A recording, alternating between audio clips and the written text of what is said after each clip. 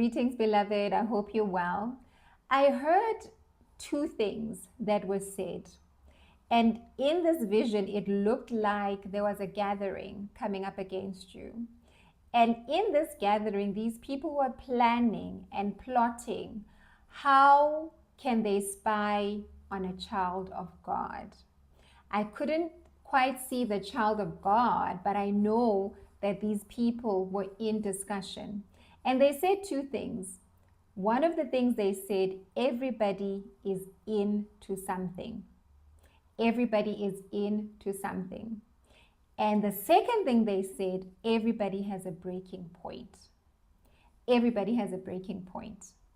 So now, when I ask of Holy Spirit regarding the first statement that they said, everybody is into something, it's almost like there is a picture of your life. And when they look at you, it is almost impossible for them to think that you are living a life of righteousness. Maybe they've never seen an example of a child of God who truly loves the Lord, genuinely is committed in their walk of faith, that it's almost like for them it is unbelievable. It cannot be that somebody can be so clean. Somebody can love God like you love God. And there's a mining in your life and peeling of layers upon layers to say there has to be something, there has to be some sort of dirt that we can find on this individual. Now, God did not reveal to me the intended use of trying to see what is happening behind the scenes or what you may potentially be into, that they keep on saying everybody is into something. But I hear this so clearly that there is like such a coming together against your life where people are saying there is no way somebody can be so clean. There is no way somebody can live a life so righteous, because in their eyes of wickedness, in their minds of perversion, nobody can live a life that is as clean as you are living. And the second thing that they said after, when they said everybody's into something, they said everybody has a breaking point, which leads me to believe that why they may be looking into your life, why they may be, scheming and looking at what is it that this person could potentially be into, it could mean that there is a plot or there is a plan that is working behind the scenes in order to bring you down. Because when somebody says everybody has a breaking point, it means that they probably have tried something and it's not working. And they think if we continue and be consistent in our attacks, something has to give.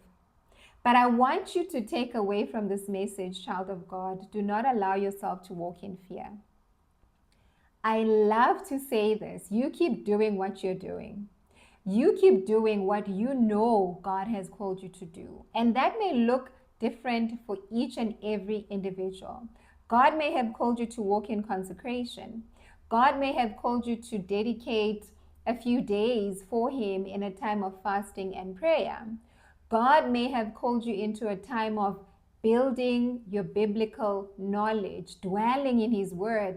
God may say something like, for the next 21 days, spend time on reading my word, studying the scriptures, because there's depths and there's revelations and truths that He may want to work in you. So whatever it is that God has called you to do, beloved, keep on doing it, because you don't know how that is preservation for you. You don't know how that which God has called you to do is actually a covering for you, a spiritual covering for you. Because there are people, beloved, that are constantly looking. There are eyes constantly on children of God. Because in their minds, they cannot believe, they cannot fathom that somebody can love God the way you love God. They cannot believe that somebody can be into God and only God.